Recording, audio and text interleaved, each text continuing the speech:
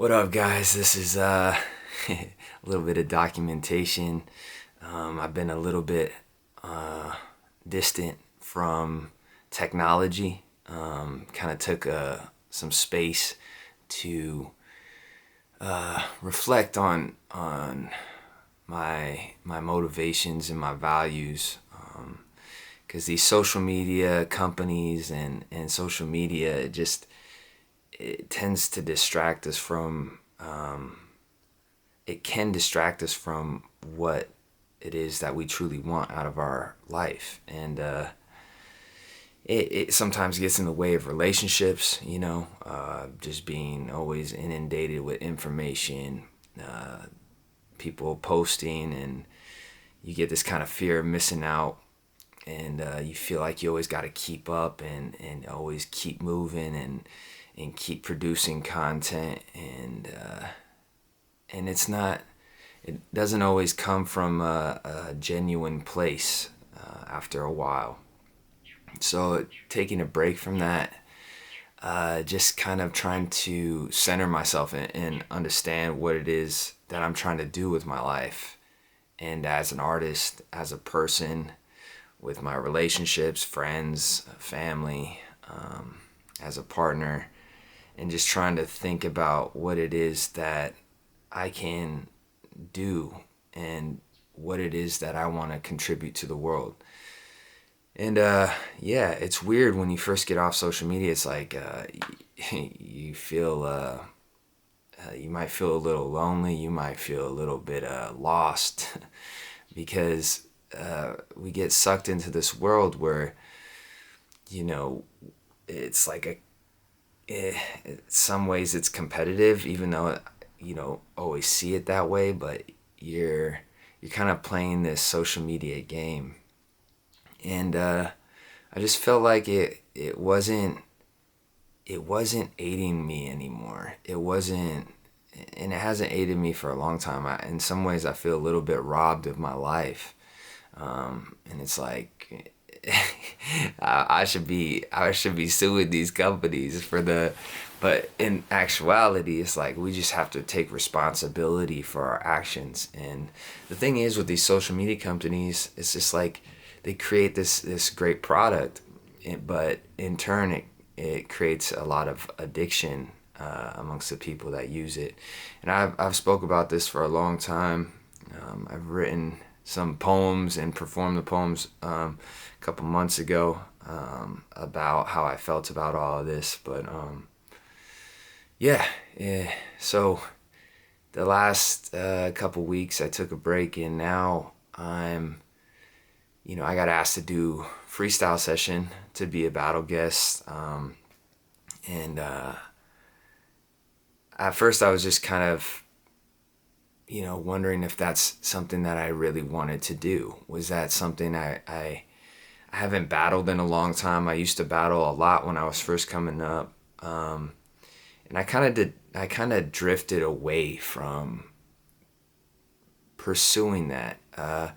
It's weird. I've talked to so many people about this, but you become kind of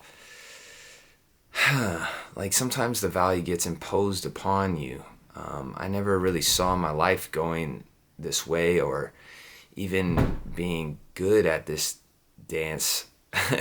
So the idea of competing at a high level, or teaching workshops, or traveling and all this sort of stuff, and being asked to perform, it wasn't part of my plan. So like for me, it was when you start to become, you like something a lot, so you practice it a lot.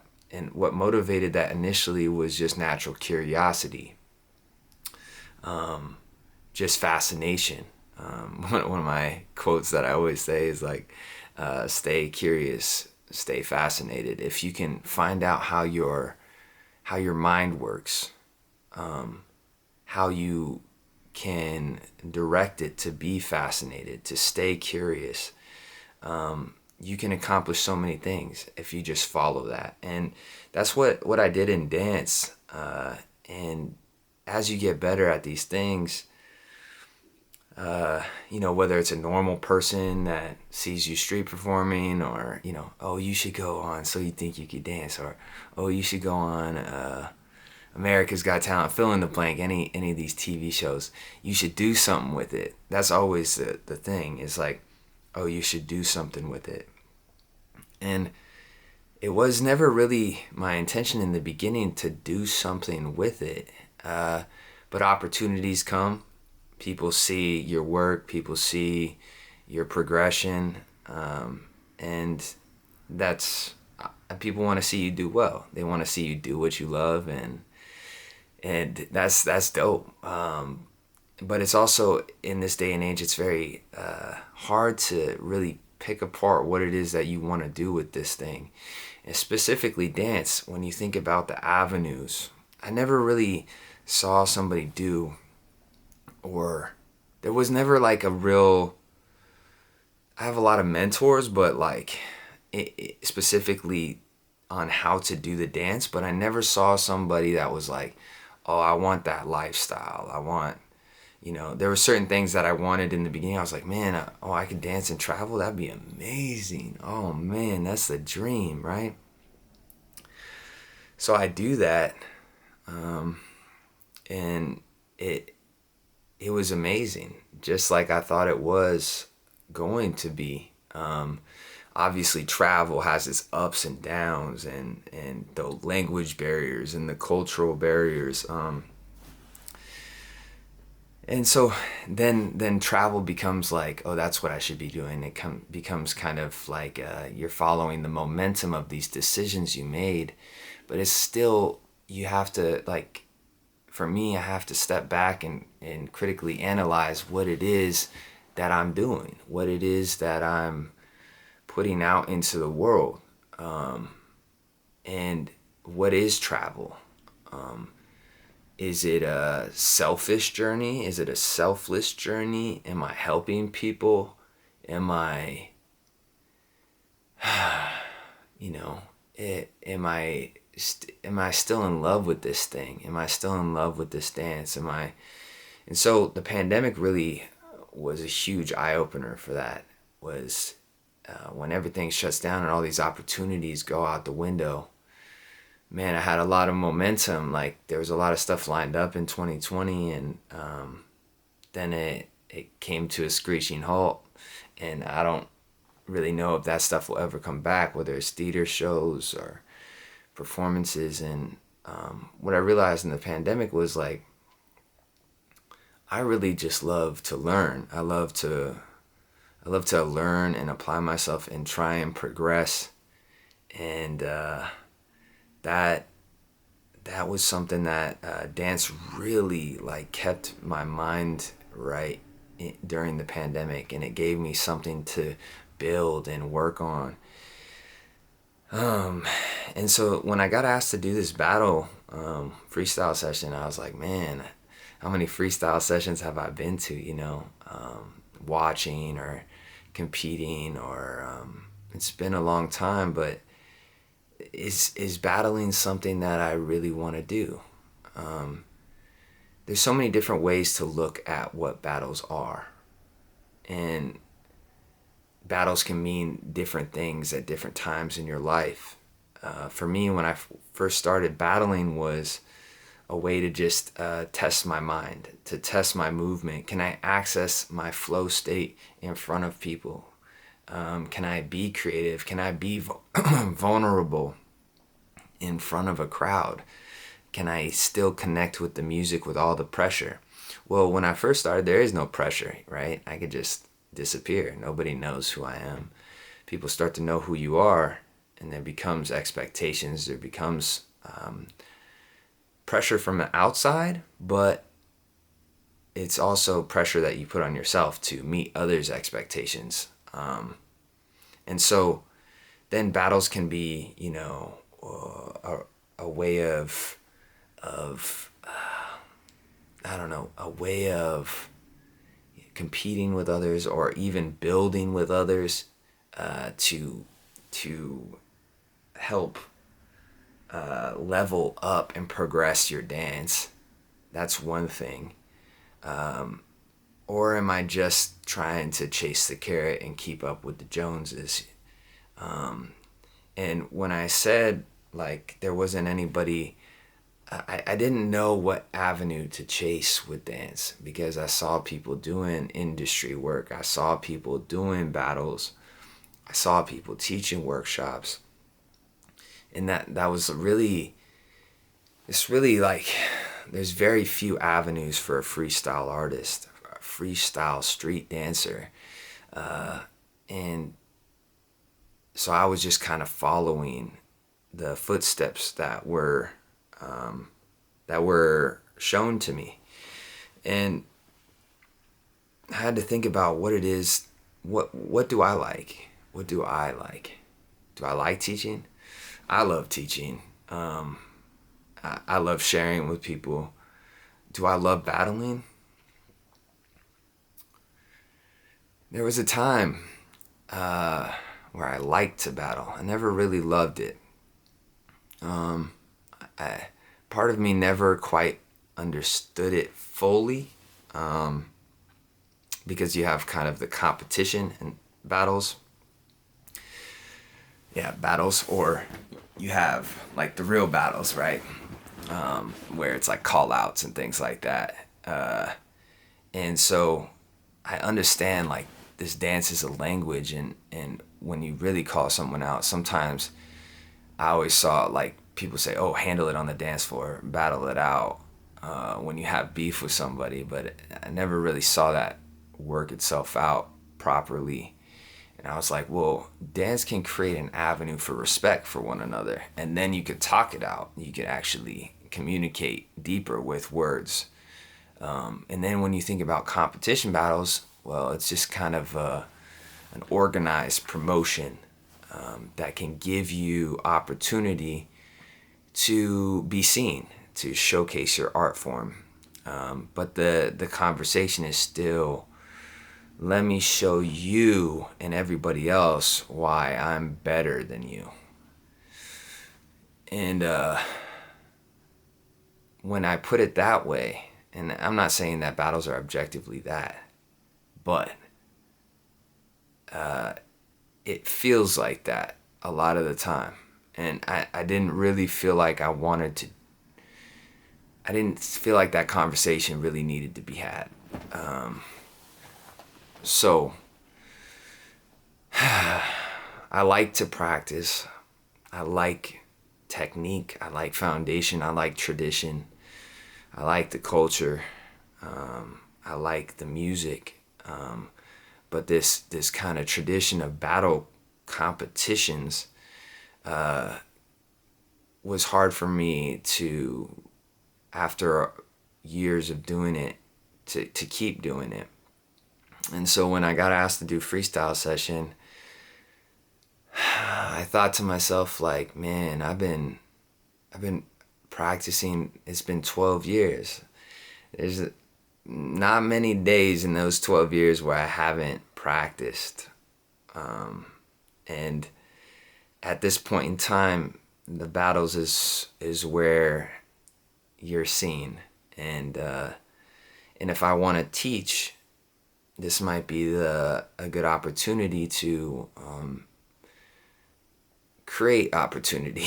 You know what I'm saying? Like, if people like your art, and it doesn't necessarily matter if you win, but if you show your art and you show that you're competent, that you're able to showcase your thoughts and your imagination to people, this can also inspire others. This can also, in turn, maybe create opportunities for you to share with others.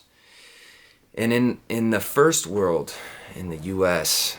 and Europe and other places, it's very hard financially to make it as a dancer, especially if you're not like really interested in doing choreography. And I'm more open to that now, because I see it more as like an art, right? That you can. I was always kind of like a purist because I was surrounded by purists. that would be like, oh, it's about the freestyle. It's about doing the best technique, and honoring the traditions, and like still being creative within it, but doing it in this raw way. And I thought like choreography or the industry was the opposite of that. In some ways, it is watered down, and it doesn't have to be, but it typically does get watered down. So I know I'm rambling on, but this is just like reflections on like the days to come.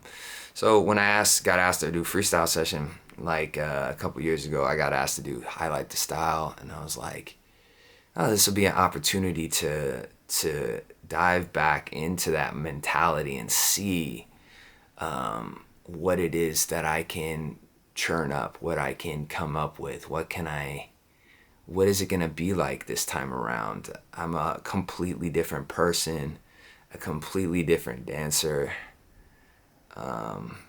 and my intentions are different. So I said, hey, why not? Let's try this thing. Let's do it.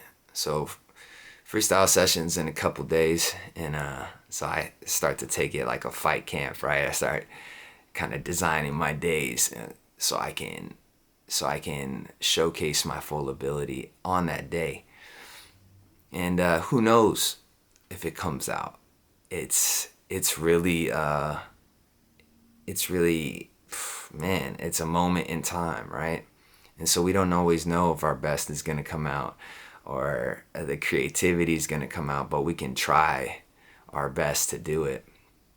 And kind of withdraw from the expectations of others, and just take in the moment, take it in as a time to come together with all these other people that have been training, who have lived the life, and just put it out there, put it down on paper. That's why I decided to do it. I said, man, I've been training so much, and I really don't have many places to showcase it. I street perform still every Friday, and that's one of my favorite places because it's just an open stage, right? I can do whatever I want. But I'm sharing my art with people that don't necessarily understand all the nuances of it. So it's cool to come into this community that is like nerded out on all the nuances of it, and I get to just share it. But yeah, I know I've been rambling on. This is a long video already, but yeah, just putting something down on paper for all the people that are listening. I just encourage you guys to take a step back, look at what it is, what are your goals, what it is in your life that you value and you want to put into the world, and not just follow the momentum of everybody, or follow the momentum that you've created for yourself on social media. Like you've created a niche and you have to stick to that image that you portray. But I get it. It's hard. Financially, it's hard for dancers. So the freedom of choice is a luxury. So yeah, I just wanted to document this as far as I'm looking forward to freestyle session. I'm not really expecting too much out of it. I've tried my best up until this point, and I just feel like it's a time to step out and share what I've been working on. And I know a minute or two is not gonna do it justice, but hey man, let's try and have fun together and get after it, So man, shout out to all y'all listening to this. Appreciate you guys. Much love and respect always. And I'm looking forward to seeing you guys again soon. Yeah, if you want to connect, I'll probably hop back on Instagram. I don't know when, but soon enough. That's at DSOU, DSOU1. And then you could hit me up on Facebook Messenger or anything.